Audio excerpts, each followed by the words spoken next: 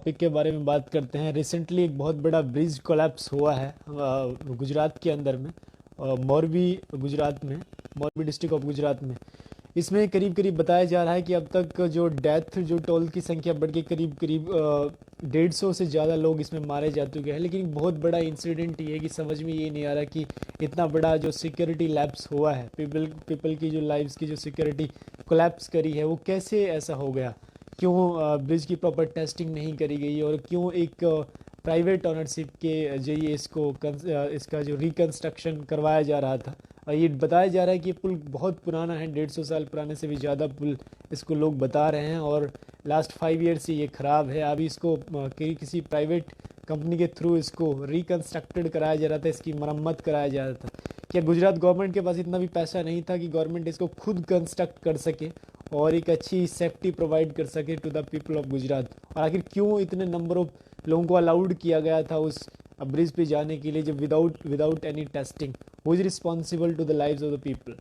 लेकिन एक इससे बड़ी बात, मैं आपको कुछ ऐसी वीडियोस दिखाऊंगा जिसमें आप ये देखेंगे कि कैसे प्राइम मिनिस्टर मोदी ने जब एक ब्रिज कोलैप्स हुआ था वेस्ट बंगाल के अंदर, तो एक मैटर को पॉलिटिसाइज किया था कि दीदी सारा पैसा डकार गई और हजम कर गई सारा पैसा, और लोग इस तरह की स्टेटमेंट दी थी। उस मैटर को पॉलिटिसाइज किया था उस टाइम में। लेकिन अभी जब रिसेंटली ये घटना हुई है, 150 से ज़्यादा नंबर ऑफ पीपल्स मर गए हैं, तो जब यही स्टेटमेंट जब राहुल गांधी से पूछा गया था, राहुल गांधी ने कहा कि if we politicise it that is a disrespect of public who lives their losses.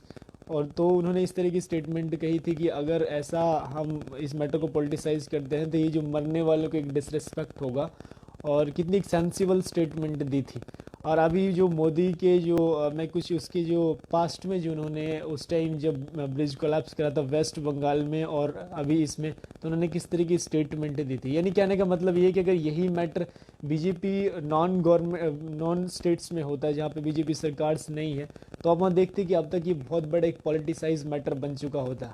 अगर क्यों हम ऐसे छोटे छोटे इश्यूज़ को पॉलिटिसाइज करते हैं, जब इस तरह के इतना बड़ा लोगों की ज़िंदगियाँ चली जाती हैं और फिर हम इतनी छोटी चीज़ों पे आ जाते हैं और ऐसे ऐसे बयान देते हैं just for politics to gain the votes here और to got the vote to win the elections. This is ये कितने हद तक सही है दोस्तों। तो ये थोड़ा सा मैं आपको दिखाने की कोशिश करूँगा कि इसमें कौन पॉलिटिसाइज करता है actually, who live the life for votes.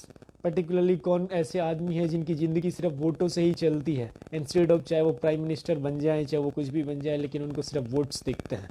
तो आज हम देखने की कोशिश करते हैं, दिखाते हैं आपको कुछ ऐसी वीडियोस।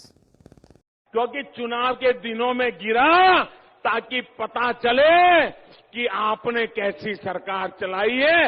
इसलिए भगवान ने लोगों को संदेश दिया है कि आज ये ब्रिज टूटा, कल ये पूरा बंगाल ऐसे ही खत्म कर देगी, इसको बचाओ, ये भगवान ने संदेश भेजा है। I don't want to politicize this incident. People have died here.